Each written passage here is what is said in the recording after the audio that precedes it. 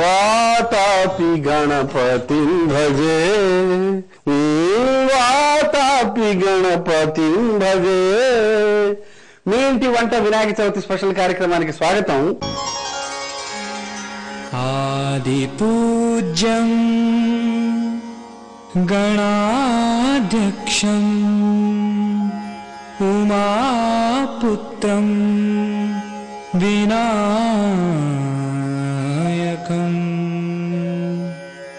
మంగళం పరమం రూపం శ్రీ గణేశం నమామ్యహం.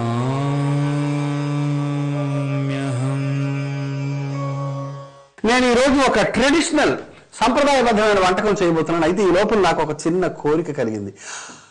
సాక్షాత్తు వినాయకుడే నా ముందు ప్రత్యక్షమై దాసు నీ కోరికలు ఏమిటి అని అడిగి వాటిని ఒక వరంగా ఇచ్చేశాడు అనుకోండి, అద్భుతంగా ఉంటుంది. అయితే ఆ కోరిక తీరుతుందో లేదో తెలియదు, కానీ ఈ లోపల దేవుణ్ణి కాకాపడడానికి నేను మరొక శ్లోకం అందుకుంటున్నాను. శుక్లాంబరధరం విష్ణుం శశివర్ణం చతుర్భుజం ప్రసన్నవదనం ధ్యాయేత్ సర్వ విఘ్నోపశాంతయే అగజానన పద్మార్కం గజానన మహర్నిశం అనేకదంతం భక్తానాం ఏకదంతముపాస్మహే.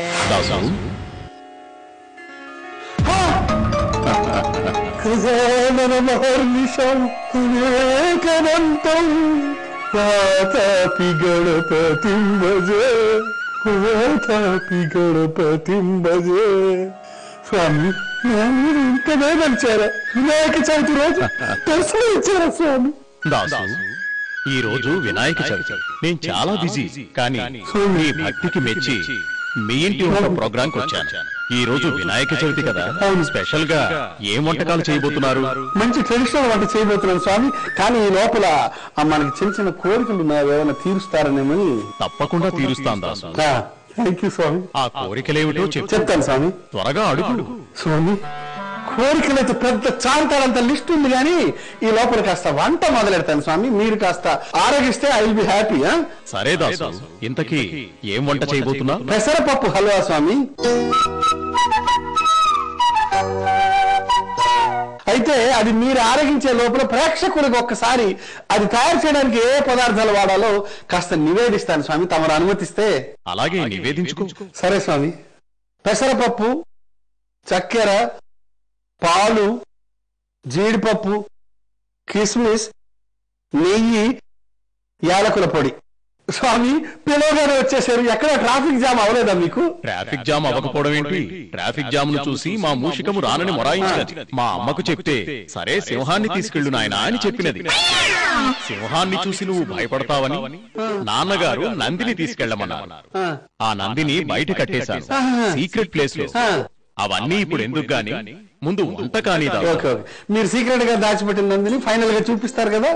తప్పకుండా. ఓకే, తర్వాత చూద్దాం సార్. ముందు వంట చేద్దాం. కానీ స్వామి ముందు పొయ్యి వెలిగించాను, తర్వాత బాండి పెడుతున్నాను. ఓకే, తర్వాత నెయ్యి వేస్తాను స్వామి. కొంచెం మీకు నెయ్యి ఇష్టమే కదా? బాగా ఇష్టం, కాస్త ఎక్కువే. ఓకే స్వామి. నెయ్యి వేసిన తర్వాత కొంచెం మనం ఈ పెసరపప్పును నేను నానబెట్టాను స్వామి. బాగా నానబెట్టి మిక్సీలో వేసాను. ఇది చూడండి. దీన్ని ఇప్పుడు వేయించి పెడతాను స్వామి. సరే స్వామి. వేయించడం అంటే గుర్తొచ్చింది, ఈ ప్లాస్టిక్ క్యారీ బ్యాగులు చాలా ఎక్కువైపోయాయి స్వామి భూమి మీద. అవును. దానికి ఏదైనా సొల్యూషన్ చెప్తారా స్వామి? తప్పకుండా దాసు. మళ్ళీ పాత రోజులు వస్తాయిలే దాసు. మీరు ఇండియన్ గార్డ్ కదా, ఆ మాటకు వస్తే మీరు ఇంటర్నేషనల్ గార్డు. మీరు అన్ని లాంగ్వేజెస్ అనర్గళంగా మాట్లాడగలరు. తప్పైపోయింది స్వామి, క్షమించండి. క్షమించాలి. సరే గాని ఇంతకీ వంట ఎంత వరకు వచ్చిందో? ఓకే ఓకే స్వామి. పంచదార కరిగిపోయింది స్వామి. ఓకే, ఎంత మంచి సువాసన. నెయ్యి వేసాను కదా స్వామి, మంచి ఆవు పాల నెయ్యి వేసాను స్వామి. ఇప్పుడు కాస్త మరి కొంచెం నెయ్యి వేస్తాను స్వామి. ఓకే, ఎంత వేసినా నాకు ఇష్టమే.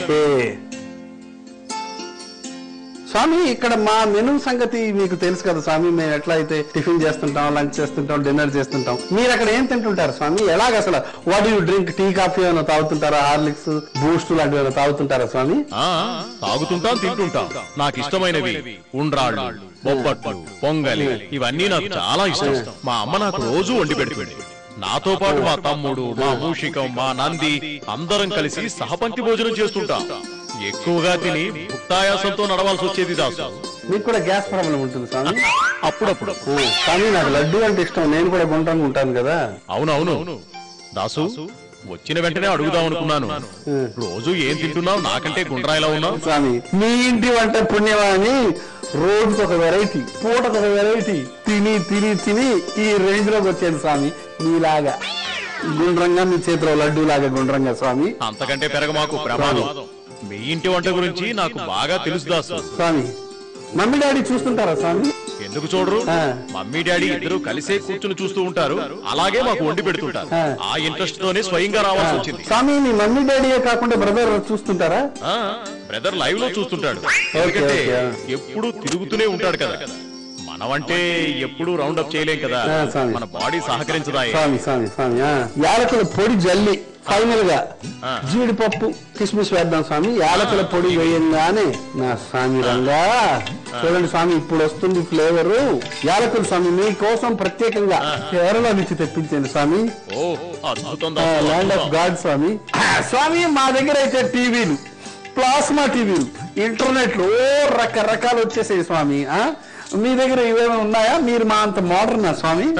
పిచ్చి దాసు, మాయా దర్పణం అదే మాయా బజార్ సినిమాలో చూసావే, అవి మా దగ్గర ఎప్పటి నుంచో ఉన్నాయి. మేమవి వాడి విడిచిపెట్టిన తర్వాతే కదా మీరు వాడుతున్నారు.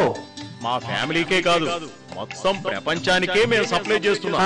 మా నాన్నకి, మా అమ్మకి, మా తమ్ముడికి, మా ఎలుకకి, మా నందీశ్వరుడికి, మా సింహానికి, అందరికి తలా ఒక కలర్ టీవీ సెపరేట్ గా ఉన్నాయి. Separate TV?